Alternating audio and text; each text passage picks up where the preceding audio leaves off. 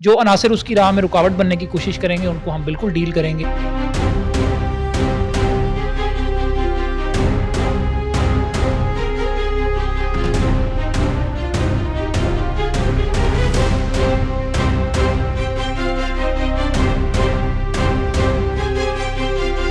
हमने एक आम भी अगर किसी बंदे का उठाया ना for the reason of encroachment, अगर उसने इंक्रोचमेंट किया उसका भी हमारे पास रिकॉर्ड मौजूद है।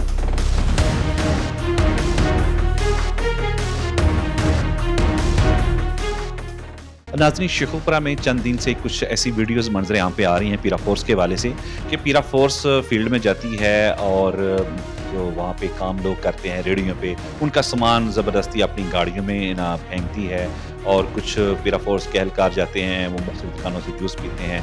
इस पे बात करने के लिए मेरे साथ मौजूद हैं पीरा फोर्स तहसील शेखुपुरा के इंचार्ज हाफिज़ उमर सईद साहब। हाफिज़ साहब, क्या ये बात ठीक है जो मैंने अभी बात की कि जो सोशल मीडिया पे या कहीं पे वीडियोस जो शेयर हुई हैं? जी बिल्कुल, बिस्मिल्लाहिर्रहमानिर्रहीम।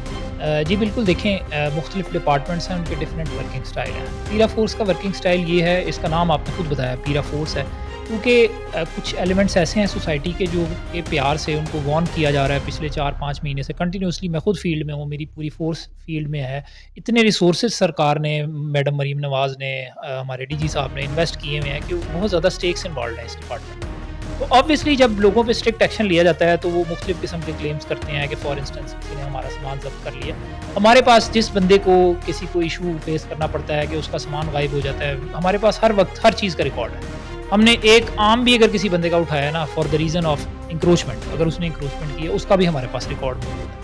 हम उसके ऊपर कानूनी तौर पे कार्रवाई करते हैं। उसके पास असिस्टेंट कमिश्नर के पास वो जाते हैं, अपनी हियरिंग करवाते हैं, वो लिख देते हैं, उनको फ़ाइन करके उनका सामान वापस कर देते हैं। हम कानूनी तरीके से चल रहे हैं। जो कोई अनासर ऐसी कोशिश करेंगे कि वो हमारे लिए रुकावट कोई पैदा करें, तो पीरा फोर्स का मकसद, फोर्स उसको एक वजह से फोर्स कहा जा रहा है, ठीक है। We have methods to tackle that as well, लेकिन हमारा गोल किसी बंदे को तंग करना नहीं है। अगेन, जो लोग अवाम है ना, जो पब्लिक है, उनको फैसिलिटेट करने के लिए हम आए हुए हैं, तो उनको फैसिलिटेट हम करेंगे।